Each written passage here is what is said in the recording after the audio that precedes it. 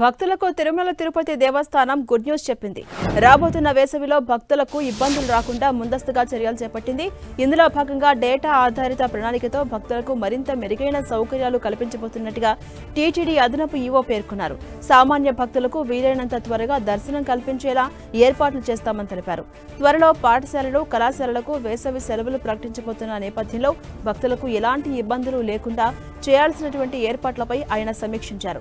గత 2-3 వేసవిలో దర్శించుకున్న వారిని సంఖ్యతో పోలుస్తూ ఈసారి ఇబ్బందులు రాకుండా చూసుకుంటున్నారు. భక్తుల కోసం అన్నప్రసాదం, తాగునీటి పంపిణీ, నడకదారి భక్తులకు మార్గ మధ్యంలో షెడ్ల ఏర్పాటు, మాడ వీధులు, అవసరం ఉన్న చోట్ల కూల్ పెయింటింగ్ వేయడం, మజ్జిగ పంపిణీ పాయింట్ల సంఖ్యను పెంచి వేసవిలో భక్తుల దాహార్తిని తీర్చేలా ప్రత్యేక చర్యలు తీసుకోబోతున్నారు. వేసవి సెలవుల్లో కుటుంబాలతో కలిసి అధిక సంఖ్యలో భక్తులు వచ్చే అవకాశం ఉన్నందున వసతి సదుపాయాలు, అన్నప్రసాదం పంపిణీ నిర్వహణను మరింత సమర్థవంతంగా అమలు చేయాలని చూస్తోంది టీటీడీ. అటు నడకదారి భక్తులు, అధిక రద్దీ ప్రాంతాలు, వైద్య సదుపాయాలను బలోపేతం చేసి మరింత మెరుగైన సేవలు అందించేలా చర్యలు చేపట్టబోతోంది టీటీడీ. తెలంగాణ పల్లెలకు కేంద్రం గుడ్ న్యూస్ చెప్పింది. గ్రామాల్లో అభివృద్ధి కొరకు నిధులు రిలీజ్ చేసింది. 15వ ఆర్థిక సంఘం 3వ విడత నిధులను విడుదల చేసింది కేంద్ర ప్రభుత్వం. దీంతో గ్రామాల్లో అభివృద్ధి పనులు జోరందుకోబోతున్నాయి. ఈ విడతలో తెలంగాణ రాష్ట్రానికి 387.53 కోట్లు జమయ్యాయి. గ్రామ పంచాయతీ ఎన్నికలు పూర్తవడంతో పెండింగ్ లో ఉన్న గ్రాంట్లను కేంద్రం విడుదల చేసింది.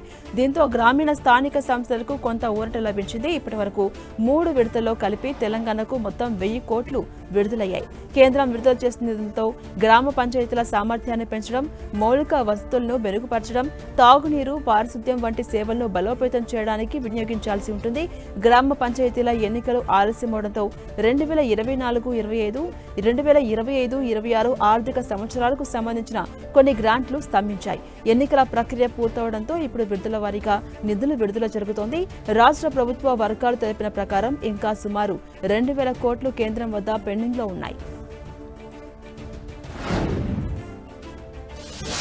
తెలంగాణలోని సాంఘిక సంక్షేమ గురుకులాల్లో చదువుకుంటున్న విద్యార్థులకు రాష్ట్ర ప్రభుత్వం గుడ్ న్యూస్ చెప్పింది.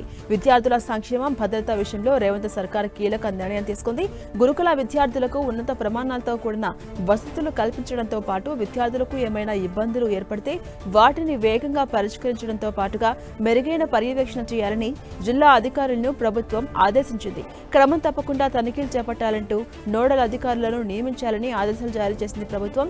డీటెయిల్డ్ ఎంక్వైరీ క్యాలెండర్ను ముందుగానే తయారు చేసి వాటిని జిల్లా షెడ్యూల్కు అనుగుణంగా సంబంధించిన అన్ని విభాగాలకు అందజేయాలంటూ స్పష్టం చేసింది.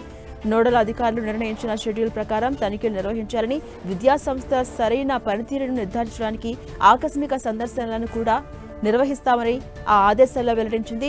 అధికారులు గురుకుల పాఠశాలను సందర్శించిన తర్వాత అవసరమైన చర్యలు తీసుకోవడానికి తనిఖీ నివేదికలను తయారు చేసి వెంటనే అప్లోడ్ చేయాలని పేర్కొంది. ఏ చర్యలు తీసుకున్నారో వెంటనే తెలియజేయాలంటూ జిల్లా అధికారులను ప్రభుత్వం ఆదేశించింది. తీసుకున్న చర్యల నివేదికను ప్రతి నెల 5వ తేదీలోపు సంబంధించిన విభాగాధిపతులు, కార్యదర్శులకు తప్పకుండా సమర్పించాలని ఆదేశాల్లో స్పష్టం చేసింది.